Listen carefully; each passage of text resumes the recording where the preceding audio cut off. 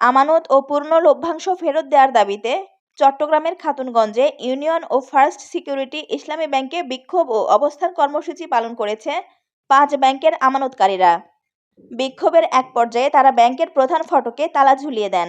রবিবার 3 মে সকাল 11:30টার দিকে এ বিক্ষোভ শুরু হয়, যেখানে শতাধিক আমানতকারীরা অংশ নেন। প্রথমে বিক্ষোভকারীরা ইউনিয়ন ব্যাংকে প্রবেশ করে কর্মকর্তাদের বের করে দেন এবং ব্যাংকের মূল ফটকে তালা ঝুলিয়ে দেন। এ সময় তারা ফার্স্ট সিকিউরিটি ব্যাংকে অবস্থান নিয়ে বিক্ষোভ করেন। সেখানে অবস্থান করে ব্যাংক কর্তৃপক্ষকে আমানত ফিরিয়ে দেওয়ার দাবি জানান তারা।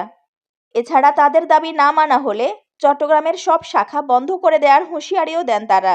তারা জানান, প্রায় 2 বছর ধরে তারা আমানত করা টাকার জন্য ঘুরছেন, হয়রানির শিকার হচ্ছেন।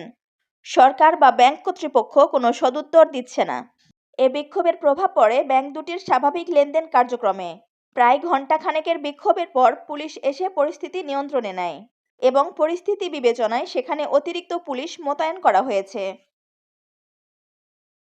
রোজিনা সুলতানা রোজি, নিউজ এক্সপ্রেস, ঢাকা।